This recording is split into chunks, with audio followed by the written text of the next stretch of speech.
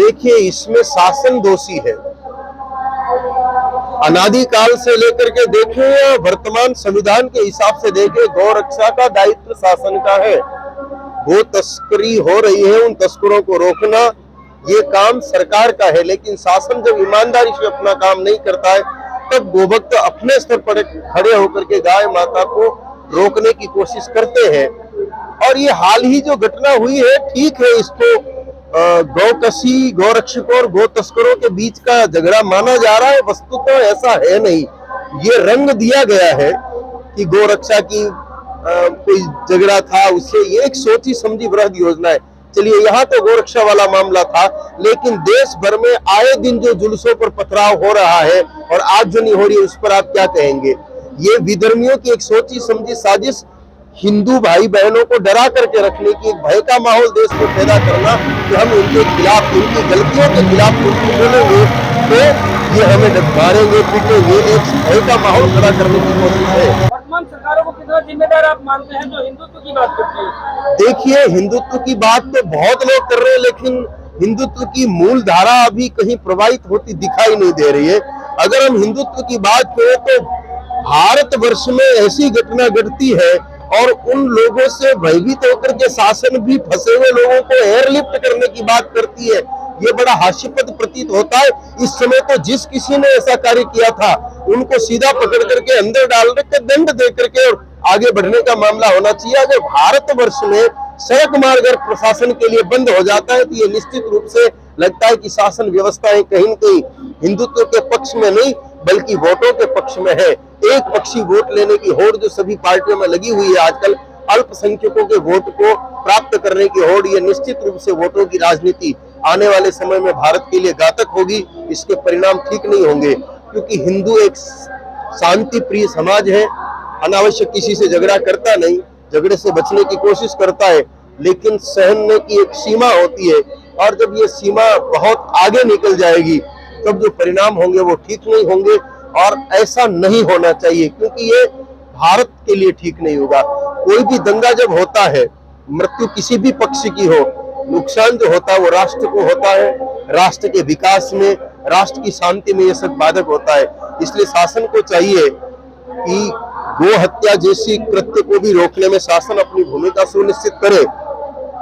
और हम हिंदूवादी सरकार हमें नहीं चाहिए, हमें निष्पक्ष सरकार चाहिए जो किसी एक पक्ष की पैरवी न करते हुए सभी को समान रूप से आदरपूर्वक जीने का अधिकार दे। सवाल निशान से कहीं आपको लगता है कि वोटों की राजनीति में देश चल रहा है? बिल्कुल, ये जो कुछ हो रहा है निश्चित रूप से वोटों के लिए हो रहा है। इसमें धर्म की आड़ के अंदर जो वोटों की राजनीति हो रही, चाहे वो कोई भी पक्ष करे, लेकिन ये देश के स्वास्थ्य के लिए, देश की संस्कृति के लिए ठीक नहीं है। संप्रदाय विशेष से ऊपर उठकर क्या संदेश आप देना चाहेंगे? संप्रदाय विशेष से ऊपर उठ के तो हम यही कहना चाहेंगे कि सभी संप्रदाय अपनी अपनी पूजा पद्धति को अपने अपने स्तर पर जिए, किसी की पूजा पद्धति में हस्तक्षेप नहीं करते हुए स्वतंत्र रूप से सबको जीने दे। और शासन भी इसी बात का ध्यान रखे, किसी एक का पक्ष न ले, एक का विरोध नहीं करे, ताकि किसी भी प्रकार की विषमता पैदा न हो। मेवात की घटना को लेकर क्या आप शांति की अपील करेंगे? मेवात की घटना को लेकर हमारी अपील से तो क्या होना है, हम तो सिर्फ यही कहेंगे कि मेवात जो पूरे विश्व में बदनाम हो चुका है, उसको ठीक करने का कार्य सरकार करे।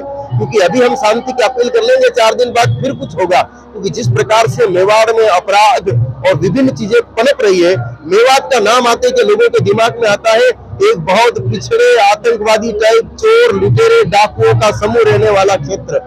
यानी कि मेवात इस समय पूरे विश्व स्तर पर जिस प्रकार की बदनामी भोग रहा है, शासन मजबूती से अगर कोई कदम उठाए तो मेवात भी राष्ट्र की मूल धारा में आ सकता है। देखिए, 800 वर्षों तक जो हम गुलाम रहे हैं, पुर्तगालियों के, अफगानियों के, मुगलों के, तुर्कों के, अंग्रेजों के, इस दौरान गाय माता के मूल मूल्यों को हमारे दिमाग से निकाल दिया गया। तो लोग गाय माता को माता न समझ के साधारण पशु समझ बैठे।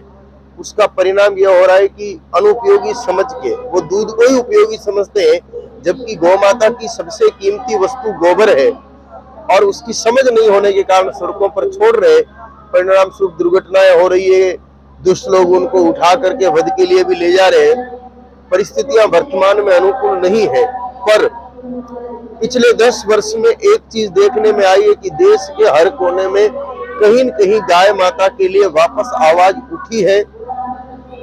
गौशालाएं भी खुलने लगी हैं, गौ चिकित्सालय भी खुलने लगे हैं और गौरक्षक भी अपने अपने स्तर पर अपने अपने प्राणों की चिंता किए बिना कहीं न कहीं गाय माताओं को बचाने का प्रयत्न कर रहे हैं। हालांकि जो हो रहा है वो पर्याप्त नहीं है, जो हो रहा है वो बहुत कम है। अभी हिंदू समाज को बड़े स्तर पर जगने की आवश्यकता है। बड़े स्तर पर इस बात की जरूरत है कि लोग गौ माता की सेवा और रक्षा के लिए काम करें और गौशाला भी विकल्प नहीं है, वो एक व्यवस्था है अल्पकालीन।